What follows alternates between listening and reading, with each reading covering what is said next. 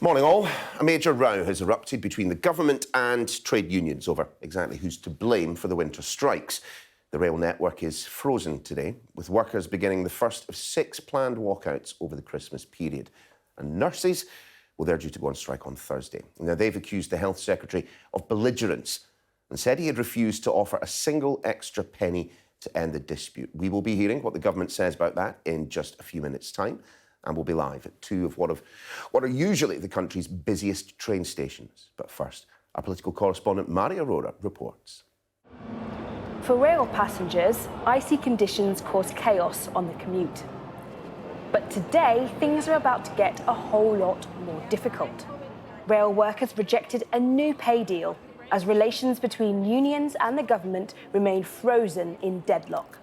Public sector pay is lagging behind the private sector, and nurses too are feeling ignored by the government. I have made it very clear that if they want to avert the strike on Thursday and on the 20th of December and moving forward, we needed to get into a room with myself to discuss pay or with conciliation through ACAS. I went into that room today with hopes, obviously, and came out with not one single brown penny. Oh, for God.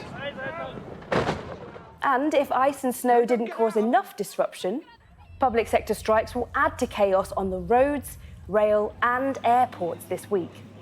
But government ministers insist unions are to blame. I would say what we've tried to do is to take the politics out of this by making sure that we have an independent pay review body. We've listened to that independent pay review body and we've honoured the settlement that they suggested. A Christmas season riddled with strikes will do nothing to boost the government's approval ratings in the polls. I fly back to Spain on Friday, but I can only do 2 days in the office because of the strikes. We just don't know how to get to the airport. So, yes, we are exasperated and we are just hoping that something will happen by then and we will be able to travel. We want to get home, we don't know how, when the trains aren't working. But unions too could yet face a backlash from the public as families fail to reunite for the holidays. Who gets the share of the blame for the strikes remains to be seen. But the Prime Minister risks being remembered for the wrong reasons if his government fails to come to an agreement with workers. Mary Aurora, Sky News. Well, Becky Cottrell is outside London Bridge Station. Gurpreet Narwan is at Birmingham New Street. Morning to both of you. Becky, let's just start with you. And I suspect not very much happening where you are today. No, it's been pretty quiet this morning. The station's actually opening late because services are so limited. Many trains are not running. And when I arrived, there were a few people waiting for the doors to be open, but certainly not as many people as you would usually expect on a weekday morning in London at a busy station like this. I think many people now are used to kind of how these days run. They know what they're in for because we've had quite a few of these strikes by now. And in fact, the message from many train companies is simply do not travel on these days unless it is absolutely necessary. And if you are in Scotland or Wales today, you will find it virtually impossible to travel because most of those trains are down. And this, of course, comes on top of this icy weather we're seeing, which is already causing problems for train companies and passengers. And really, passengers can expect this disruption to continue until January the 8th. There are several more days of strikes, but it's not just the strike days where passengers will face trouble. Often the disruption carries over into the next day. Now, yesterday, members of RMT, the union behind these strikes, they rejected a pay offer from Network Rail, about 2/3 of members who voted. That offer had been a 5% pay rise for this year, backdated to January, a 4% pay rise on top of that in 2023, and no compulsory job losses till 2025. But the RMT advised its members to reject that offer on the basis of changes to working practices. Now, another union, Unite, that represents electrical control room operators, they have just accepted a similar pay deal from Network Rail, but the RMT, as I say, rejected it. So for the next month, we can expect more strikes and more disruption for passengers. Oh, let's bring in Gurpreet at this point as well. And Gurpreet, some data out today which is giving us some much-needed context in terms of where wages are at. Yeah, and there is a lot of information in the labour market report, but it's the data on wages that union bosses and ministers will be keeping a particularly close eye on. Because the figures today show that real wages, that's wages when you take inflation into account, have fallen again in October by 4.2%. It's among the biggest declines that we've seen this decade, and that quite simply is at the heart of the industrial disputes that we're seeing up and down the country. Workers want higher pay rises to match inflation. The government's taken a look at the public finances and said, we can't afford to give it to you, or rather, we're not willing to put up taxes or to increase borrowing in order to give it to you. And anyone who commutes to work will know that this has led to an almighty row. I'm outside Birmingham New Street Station. It's Britain's 5th biggest railway station. And at this time in the morning, it would usually be buzzing with activity. But it's eerily quiet. Workers are having to make alternative arrangements to get to work, or the ones who can are working from home. And this disruption, it's likely to continue. The government warns that by putting up wages for public sector workers, it could spark a wage price spiral whereby workers chase higher wages to meet inflation, causing the inflationary problem to become even worse. But if you have a look at the state of the economy, some of those fears might be a little bit overblown. We're already in recession and unemployment is now climbing. Figures from the ONS today show that the unemployment rate ticked up to 3.7%, and it's likely to climb a lot higher. The Bank of England has it somewhere in the region of 6.5% this year. So that's not exactly the kind of economic climate that will be delivering red-hot pay rises to workers. Gurpreet, Becky, thanks very much indeed. Well, taking it all together, thousands of NHS workers, including nurses, will now strike this Thursday, the 15th, also on the 20th in England, Wales and Northern Ireland. Ambulance workers and paramedics, emergency care assistants and call handlers, they're due to be taking industrial action on the 21st and the 28th. What about the postal workers? They were striking yesterday. They're also expected to continue on a number of days later this month. Now, as we've been reporting, rail strikes will take place over 4 days this week and from Christmas Eve until early on the 27th, after their talks with the government broke down. Border Force staff, driving test examiners, security staff on Eurostar and some civil servants are also walking out this month. Well, let's bring in our political correspondent, Ali Fortescue, who's here in the studio. Look, Ali, simple question for you. The unions make the point that from their perspective, it looks like the government wants these strikes to go ahead. Is there any validity to that? I think we've seen a shifting tone on the unions from the government. I think what's obvious is that they've moved from trying to avert these strikes to trying to mitigate the impact this is going to have on all of us. We've got Will Quince yesterday talking about ambulances being driven by taxis.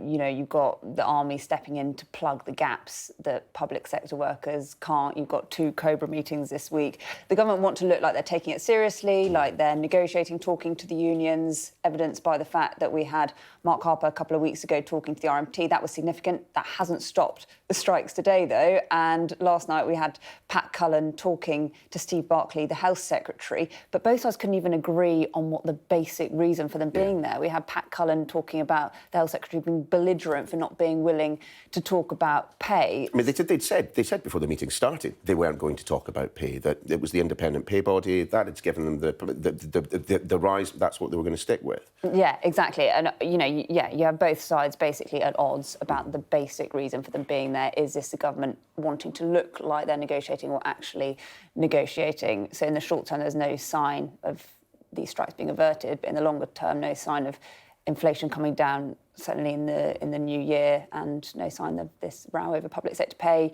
ending anytime soon. Great. Thanks very much, Ali. Sorry. Just a quick reminder, you can scan that funny-looking thing there on your screen, the QR code, which will take you to the Sky News Daily podcast. Today, not me hosting it, instead Sally Lockwood. She's been taking a look at how industrial action and unions have changed and what their impact might be in the future. She's been speaking to Sky's business correspondent, Gurpreet Niall, who you just saw, as well as economics professor Len Shackleton and Andy Prendergast from the GMB. You can subscribe to The Daily wherever you get your podcasts. Quick run through the papers, and we'll start with the Metro. It leads with those tragic events in Solihull. The headline there, victims of Ice Lake. Similar sentiment in the Daily Express. Tragedy beyond words after it was confirmed that 3 of the 4 boys have died. Meanwhile, the Daily Mail calls out frozen Britain, referring both to the bitter weather and the strikes. The Times reports on the breakdown of talks between the nurses' union and the government. And The Guardian draws attention to a report blaming a decade of Tory neglect for the state of the health service. A 10-year-old boy who lost his life trying to save other children who'd fallen through the ice on a lake has been hailed as a hero. Named locally as Jack Johnson, he is one of 3 children who died in the tragedy. A 6-year-old is still fighting for his life in hospital. Tom Parmenter reports now from Solihull in the West Midlands. It really isn't that thick, but there was enough ice on Babs Mill Lake to draw children out onto it. 4 were rescued, but they spent the day here checking to see if there were others. Of the 4 boys that were pulled out, 3 died later in hospital. One of the boys is a close friend of Tommy. Those all playing on the ice, and then one of the legs got stuck in the ice, and 2 of his friends went to go save him, but they all fell in. Katie was at the lake just before it happened on Sunday afternoon. They were just down where the entrance to the water is, on the side here, just playing. That's all I saw. Christmas is about children, that's why we do it. And to know that there's going to be children not there, it's just because of Babs Mill Lake, it's weird. It's a weird feeling. Another boy, aged 6, is still in a critical condition in hospital. One of my officers was trying to punch through the ice to actually rescue the children themselves. Can you just give us some information regarding the ongoing work here at the lake and whether or not there are further people unaccounted for? We have to be 100% certain that there is no one else possibly in the water at this time. It's important to stress, though, that we've had no contact from anybody suggesting that there's anybody else missing. We don't yet know whether the boys here were being supervised or not, but once the ice had started to crack, it all happened very quickly. There is perhaps no starker example of just how dangerous a frozen lake or pond can be. Families here applauded as one of the fire crews paid their own tribute. All of the emergency services here want the story from this lake to be a very clear warning to others. The searching on the water has now stopped, so they gathered in their hundreds to reflect and to remember. They prayed too for the youngest victim, who still lies critical in a hospital bed. Tom Parmenter, Sky News, Solihull. 7 people who are missing and feared to have died in an explosion at a block of flats in Jersey have been named by police. The police say the victims were all in their 60s and 70s and included 2 couples. Another 2 are still thought to be missing. Children who spend a lot of time looking at screens have a higher chance of developing obsessive-compulsive disorder. Researchers in San Francisco found that a child's likelihood of developing OCD increased by 13% for every hour they played video games and by 11% for every hour they watched videos. There is a warning that Christmas lights bought online could be unsafe, potentially causing fires or electric shocks. An investigation by the consumer group Which found that 10 out of 12 sets bought for £15 or less failed to meet safety regulations and shouldn't be legally sold in the UK. Now, with the UK experiencing its coldest day in a decade, there are concerns about the energy supply needed to keep the country warm. In part, that is down to an unusually low level of wind power, which has been reinforcing stretched gas supplies. And as demand for heat and power go up, new figures suggest we're going to get less power from wind turbines in the future. Our science correspondent Thomas Moore has been taking a look. We are in the middle of a wind drought. For several days now, a stiff breeze has skirted the UK, looping around from Norway across to the Atlantic. But Western Europe is there in the middle of it all, and it's almost totally calm. It'll stay like that for a while yet, and that matters because our wind farms are almost all in Scotland and the North Sea. It's not until Wednesday or even Thursday that the winds pick up and the turbines start turning. The lack of wind is having a big impact on how we're generating our electricity. This has been our energy mix over the last year. Wind produced around 28%, gas 42%, and coal just 1.6%. But look at the mix from lunchtime on Monday. Gas power stations have been ramped up, producing 61% of our electricity. Wind is down to a little over 3%, about the same as being generated by coal. This snapshot is unusual, but it does show the limitations of renewable energy in some weather conditions. And winds are likely to get weaker with global warming. These are the projections on future wind speeds, even if nations collectively reach net zero soon after 2050. They drop significantly across the Northern Hemisphere, shown by these shades of blue, a phenomenon called global stilling, and it's caused by rapidly rising temperatures up in the Arctic. In the UK, winds are expected to weaken by up to 3% by 2050 and 10% by the end of the century. Right now, the UK is taking a big bet on wind. We have 14 gigawatts of onshore wind turbines and around the same offshore. But the government has a target to increase that capacity to 50 gigawatts and to turn off gas and coal power stations by 2035. However, having the turbines doesn't make them turn, as we're finding out now. And although the government also plans to expand nuclear energy to 24 gigawatts by 2050, that wouldn't fill the gap left by the lack of wind at the moment. We will need to find some other way of storing vast amounts of energy or importing much more through long-distance cables if we're going to keep the lights on. Thomas Moore there. Plenty more coming up on the programme. At 7:30, I'll be speaking to Lord Richard Dannett to discuss whether or not troops should be brought in to replace ambulance drivers and firefighters during strike action. Also this hour, I will be speaking to the RMT. They'll be on their picket line at London's Euston Station. I will be joined at 8:05 by the Shadow Public Health Minister, Andrew Gwynn.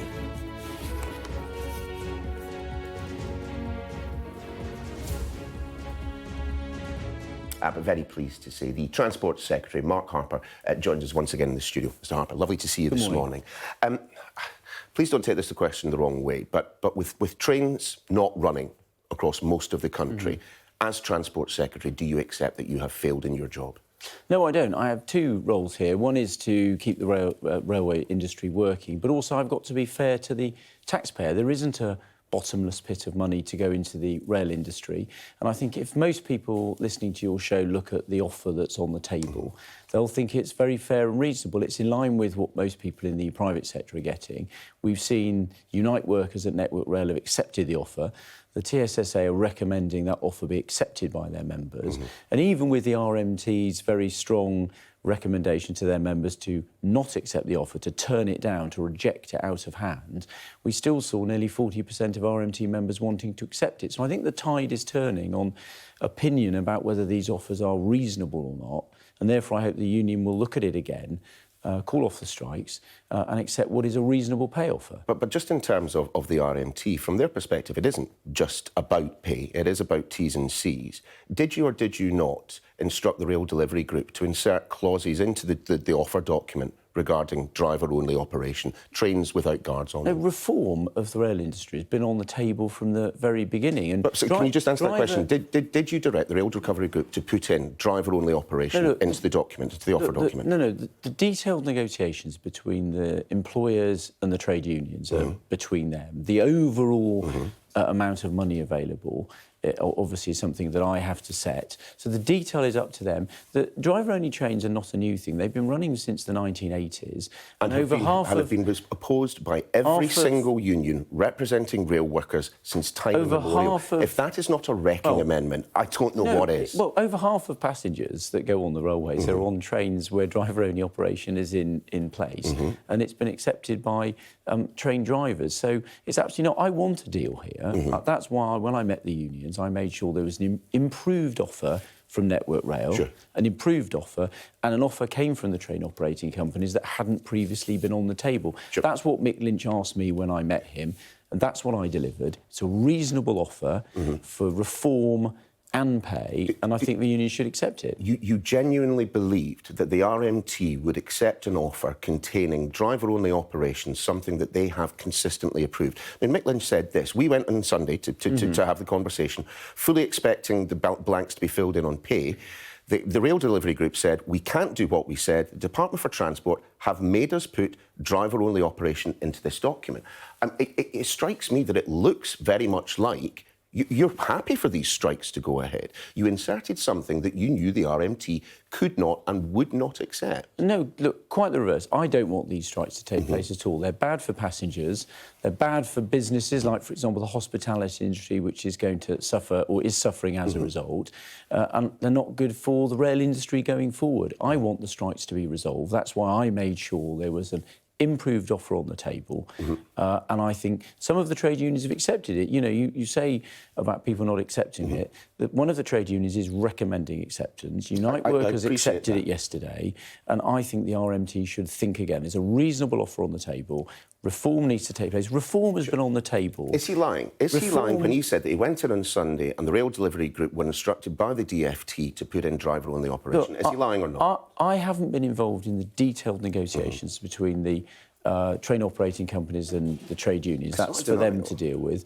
I haven't been doing that. I made sure there was an offer on the table which I think should be accepted, and reform of how the railways operate, you know, 7-day working, all of the other things, it's been on the table from the very beginning. I suppose at least the RMT should be appreciative of the fact that you yourself are willing to discuss pay with them in a way in which you know, the nurses' unions are not being talked to about pay. Why does Steve Barclay, why does the Health Secretary believe that he doesn't have to address the reason that nurses are going out on strike in negotiations with nurses? Well, look, first of all, I don't think there's a difference here. I've been very clear. It's not my job to negotiate in the same way the Health Secretary is not negotiating. But meeting with trade unions and listening to them, I think, is very reasonable. Why is he not talking about pay? That is the reason that nurses are going out on strike. They have a meeting. He doesn't discuss pay. The nurses go out on strike. Look, he's listening to their concerns, but on pay specifically, you know, we've got for the health service an independent pay review body that's made a series of recommendations for people who work in the health service, including nurses who we value. Absolutely. We've accepted all of their recommendations in full. The 19% pay rise that the nurses are asking for isn't affordable, and I don't think it's reasonable, and it would take money away from frontline health. But you don't have to stick to what the independent pay review body suggests, do you? You could add to it. So when we have the General Secretary suggesting that not a single brown penny more was offered, you know, you could well have done so had you desired to do so. Isn't that the case? Well, look, I think we've got to also look into account what is affordable, and we've got to, you know, what they are asking for would cost £10 billion. That money would come away from frontline healthcare. So it's about giving a fair pay rise. And, for example, we value nurses. So last year, when there was a pay freeze in the wider public sector, we made sure that nurses got a pay rise. They were the only people to do so because we valued them. We've made a reasonable payoff for this year, which the pay review bodies have recommended. That gives a £1,400 pay rise to nurses, which means for the lowest paid nurses, they're actually getting a rise of 9%. Is it fair that nurses' starting salaries have risen less quickly than an MP's salary? And since 2010, MP salaries have risen by 28%. You know, and you will accept, that nurses' pay has reduced in real terms by between 10 and 20%. Is that fair? Well, look, we have accepted what we have an independent pay review body for people who work in you ignored the pay review body when you instituted the pay freeze. You don't have to do what the pay review says. Well, no, but the pay review body's made recommendations about rises, which you've ignored in the past, which we've accepted in full, which means the nurse will get a £1,400 pay rise, which is targeted also at the lowest paid, which gives them a larger pay rise than other people. But you've got to balance that against whether it's widely affordable. The most important thing is that we get inflation under control. That's what's at the root of a lot of these issues, and that's why we've got to balance rewarding hard-working public servants, but also not having inflation-busting pay rises that will embed inflation. Is it fair that MPs' wages have risen faster than starting salaries for police, teachers and nurses since the Conservatives have been in power? We don't set MPs' pay, as you know. That's an independent pay body, and they seem to have got that wrong. As you know, MPs' pay is set by an independent body. We have nothing to do with setting it at all. You'll remember that change was made back in 2010. So MPs have nothing to do with setting their pay. It's an independent body. It's not fair. And they make the recommendations. That independent pay body got it wrong. All I'm gently suggesting is that when it comes to nurses' pay, perhaps they've got this wrong. Well, look, they take evidence both from the government but also from the trade unions. They look at recruitment and retention. They look at all of those things and they make recommendations, and we've accepted them. And I think most people will think that what's been offered is reasonable. It's in line with what people are getting in the private sector. I think most people listening to this will think they've had a reasonable pay offer, and I hope they accept it. We will see what happens on that front. Just one last question, though. Telegraph and Times have been reporting that there has been a deal done with Albania which could speed up the process of getting people who should not be in this country back to where they came from. What can you tell us about that? Well, look, I'm not going to comment on speculation in the newspapers, but look, the Prime Minister thinks that getting migration under control is incredibly important. He's been working closely with the Home Secretary on this, and when there are specific things to announce, we'll obviously announce them in due course. I'll take that. Minister, good to have you on the show. Thanks for joining us.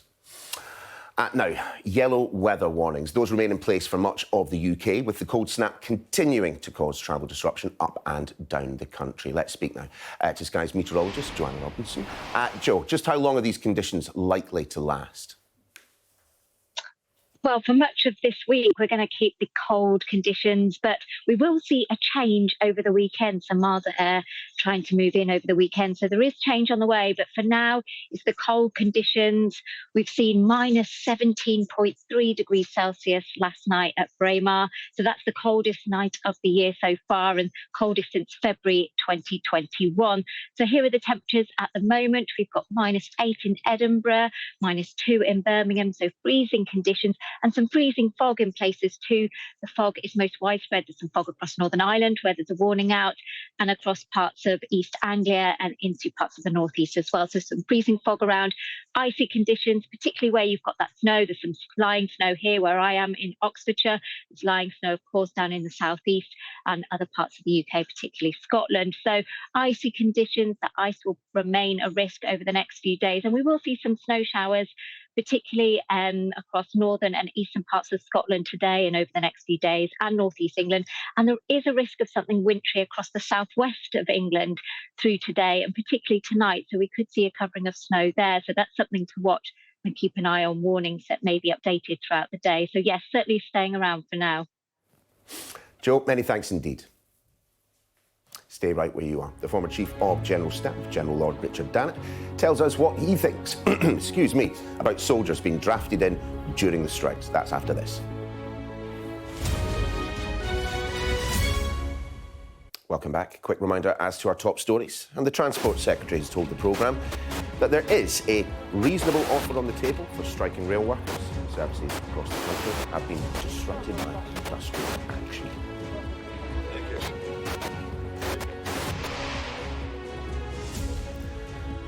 A 10-year-old boy who lost his life trying to save others who fell through the ice of a lake in Solihull is being hailed as a hero.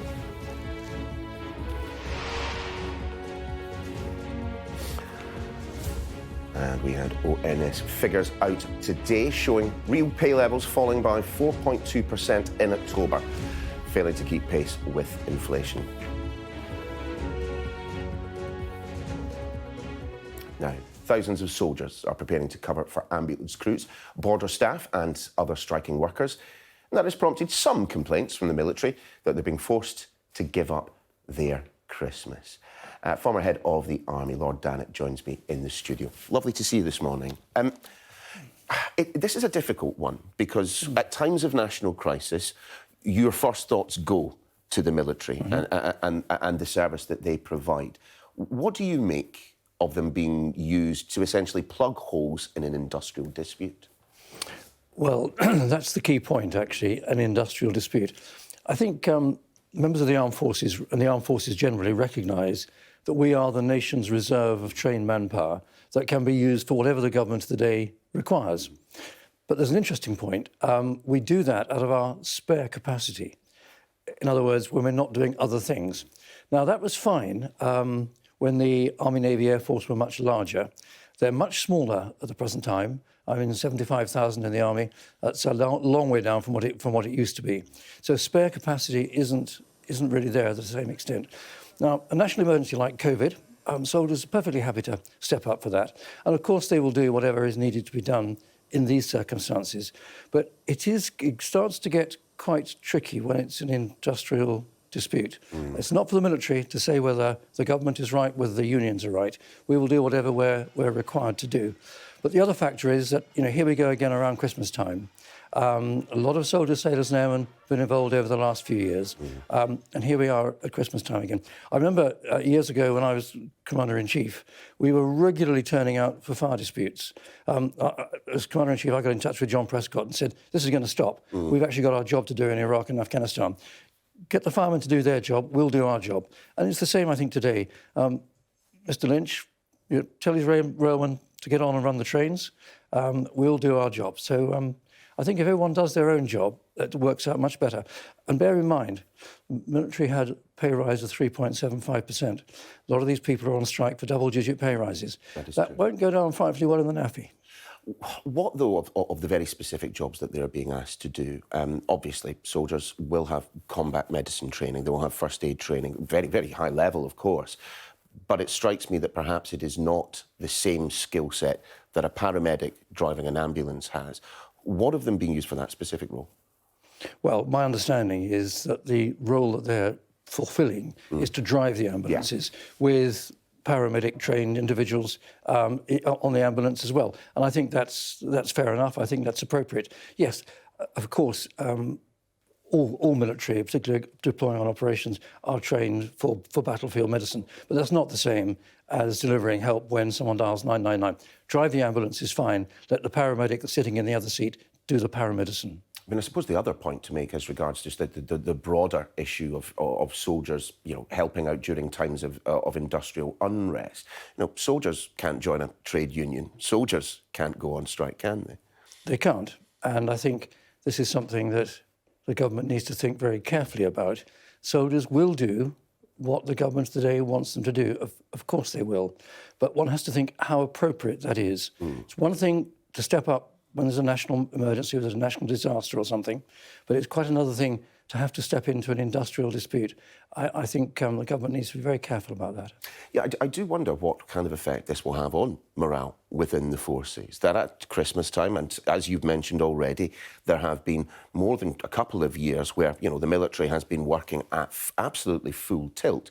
I mean, do you see people leaving the profession over this? Well, I can see people thinking to themselves, I got 3.75% pay rise, and these people are looking for 10 to 15, I think the nurse is looking for 19%. Well, they may have their own reasons to want to ask for that degree of pay rise.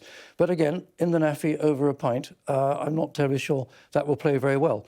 Soldiers, sailors, airmen and Marines are very loyal, but they're all individuals with their own decision-making process. And some might say, well, perhaps I'll leave the Army and I'm going to do something else that's rather better paid. I wouldn't want to see that. That would be a shame. Well, what is your view generally just then of where the Army is in terms of its numbers? I mean, you obviously know that they've been significantly reduced from when you were in charge. But the rationale has always been from the Ministry of Defence that everything needs to be smaller, more agile, more multifaceted in what they can do. Is that what you see in the Army at the moment? It's what I see. It's not what I agree with, however. I mean, you've only got to look at what's going on in Ukraine at the present moment. Mass matters, numbers matter. Whether you're in a tank, whether you're on your feet with a rifle. And our army is dangerously small at the present moment, pretty heavily committed. And of course, if the issue of Russia being a threat remains, as a leading member of NATO, we're going to have to take part in extended deterrent deployments on the border with Russia. That'll just soak up manpower, and we haven't got it. Yeah, that is certainly true. Lord Dannett, lovely to see you. Thank you so much for popping in. Let's turn our attention to Ukraine. And just a month ago, the people of Kherson were celebrating being liberated from Russian occupation. But residents there now found themselves under heavy bombardment from President Putin's troops and are preparing themselves for a rather difficult winter. Our security and defence editor, Deborah Haynes, is in Kherson and has this report. Punctured dreams 1 month after Ukraine recaptured Kherson city. The owner of this flat was away when the Russian rocket struck. His neighbour shows us the damage and weighs up whether it's a price worth paying to be free. Это надо подумать. Так сразу не ответишь.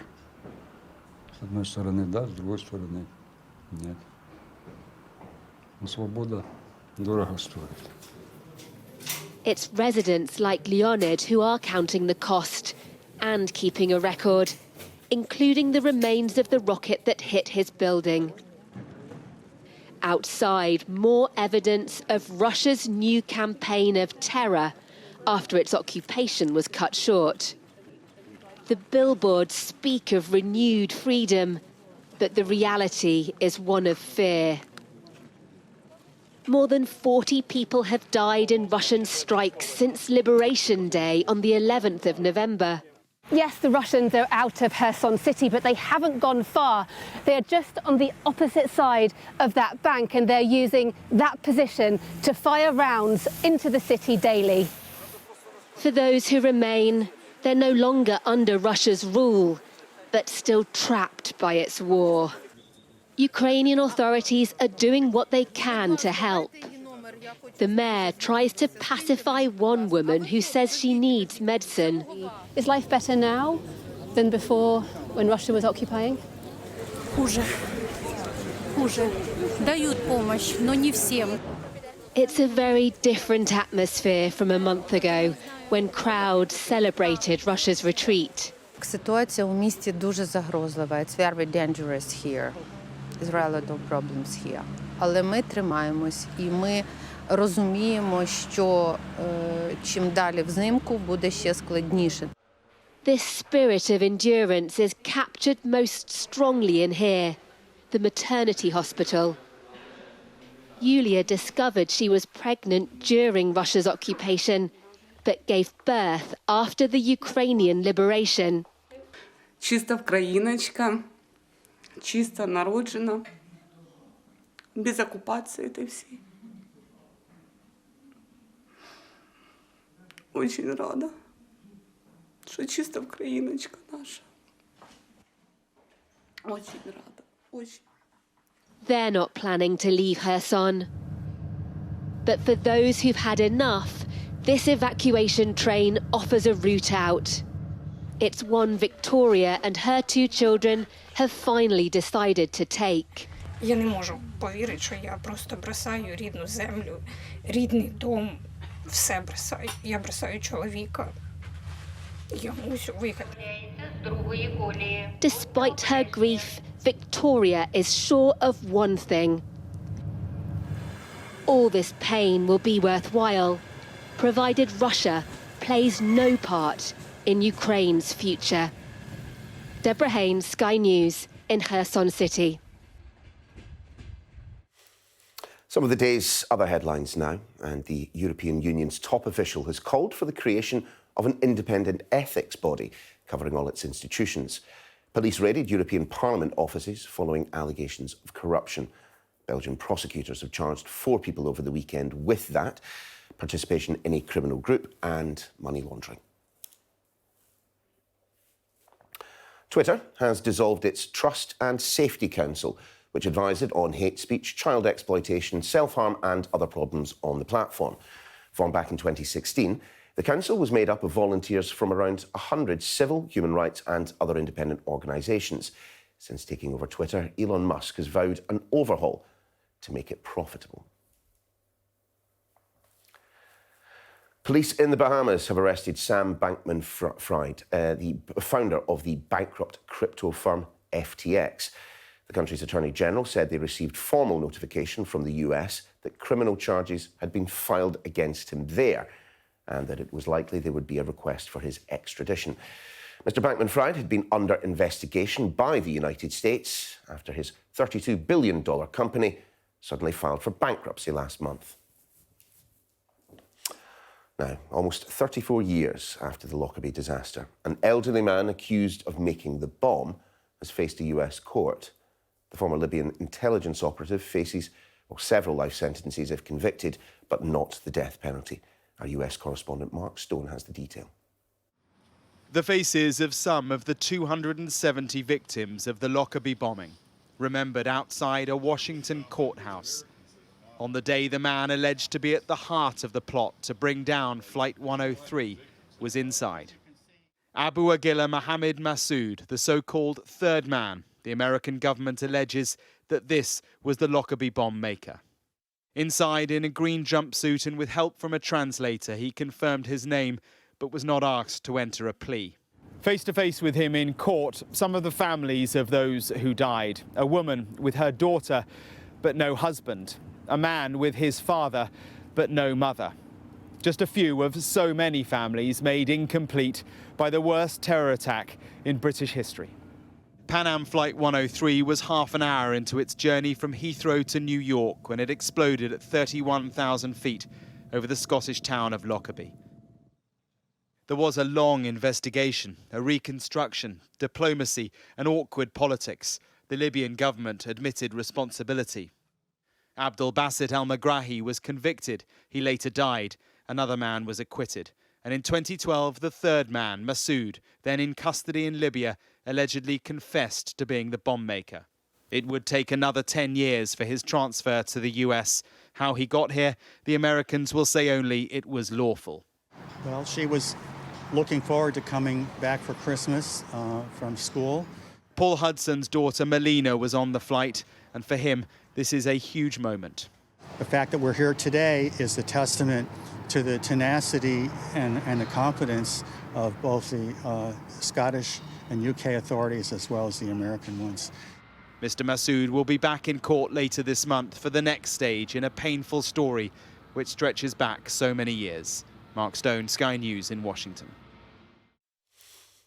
6 people have been killed during a standoff at a remote property in the Australian state of Queensland. Police were responding to reports of a missing person when authorities say they were ambushed. Let's try and dig a little bit more into this one. Sky's Nicole Johnston joins us now from Sydney. Nicole, good to see you. Just bring us up to date. How much do we actually know of what took place on this farm? Well, the police authorities are still trying to work out what was the exact motive behind this case. But it was an extraordinary situation on Monday night. 4 police officers arrived at this property around 300 kilometres, 150 miles in the outback, west of Brisbane. They were met with a hail of bullets. 2 police officers were killed, and perhaps what is so shocking is that they were killed execution style. The other 2 officers went for cover. One of them was in some long grass. The assailants, the attackers, then set fire to the grass. Another neighbour came. He was killed. In the end, more than a dozen police officers arrived on the scene to try and bring it to an end, and the 3 alleged suspects were killed. This took around 6 hours, so an incredible sort of night in a remote part of the state, and the police commissioner has said that the other 2 police officers were lucky to get away with their lives. Many thanks. More on that story, of course, as we get it. But stay where you are. After the break, we'll be discussing the skiing destination just that little bit closer to home, hoping to rebound from all those COVID setbacks. That's next.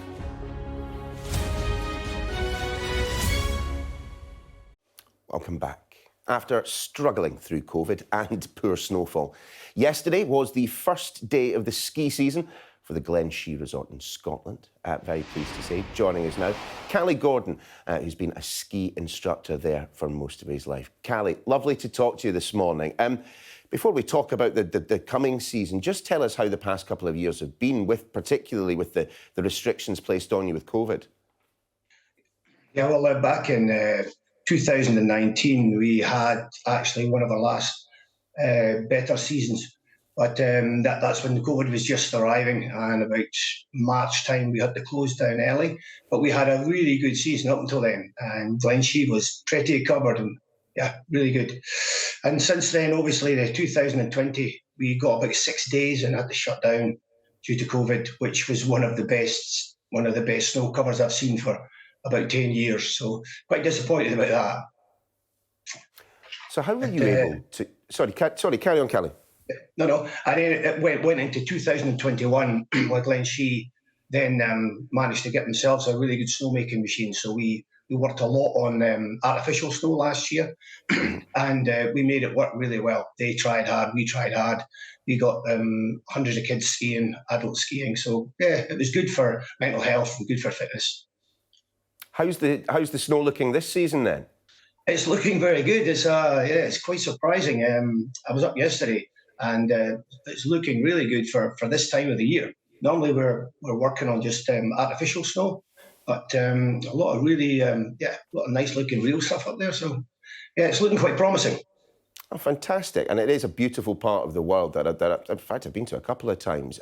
But, you know, for those who don't possess our accent and our knowledge of the ski community in Scotland, you know, most people, when they think of going for a skiing holiday, decide, oh, let's go Chamonix, let's head somewhere in the Alps, so on and so forth. How would you sell Glen Shee to the rest of the world? Well, it's local in Scotland, but it has some really good features. You know, we don't have the tree cover for the wind, but we've had some really good alpine days and some good off-piste skiing, which a lot of people don't realise. Over the back of Glen Shee, there's some really good snow. And it's you've got to support your local people, and so it's good to get local people up here. We had people from France a couple of years ago that came over. They had a bad season there, so sometimes when it's bad in Europe, it's good here, and vice versa. Yeah, and it's just another kind of little point in your favour. It's a darn sight cheaper than going to Val d'Isère, I suspect. That's quite a big point. Being Scottish, we're quite thrifty with our money, so yeah, I think you'll get a half-price holiday here compared with abroad. Definitely. And better banter. Indeed. So how confident are you, given, you know, the couple of years of difficulty that you would have had, that those days are past, that actually, you know, with the ski season now opening up, you know, Glen Shee might actually be able to earn itself the money that it used to in seasons past, I should say? Yeah, I think, this year's looking good because they now have the new snowmaking machine, which is guaranteeing snow for at least 6 weeks. For me, as a provider, I do ski lessons for a local school, so that is very encouraging, and that's going to give me a job and a lot of other people a job for the next 6 weeks at least, till we see where the real snow goes. But it's very promising at the moment, and hopefully they get a good season to keep them alive and keep them going. Well, Callie, we'll keep fingers crossed. Thanks very much for joining us. Have a lovely Christmas when it comes. OK, thank you. Right.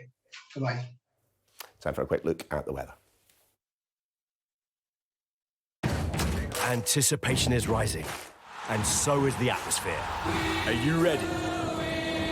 The weather, sponsored by Qatar Airways. And it's looking to stay cold into the weekend, with a strengthening wind bringing a noticeable wind chill from Wednesday, but the wind will at least keep the fog away. There will be a widespread sharp frost at first today, and some dense freezing fog over central parts in particular, but it will be mainly dry. Just a little patchy rain for the south of Ireland, and wintry showers near northern and eastern coasts. The morning looking to be mostly fine, although the fog will linger. But the south of Ireland will be cloudy with outbreaks of rain, sleet and snow. There'll be wintry showers in the north and the northeast too. The weather, sponsored by Qatar Airways. Time for a very quick break, but afterwards, the Transport Secretary has told this programme that there is a reasonable offer on the table for striking rail workers. We'll discuss that and more after this.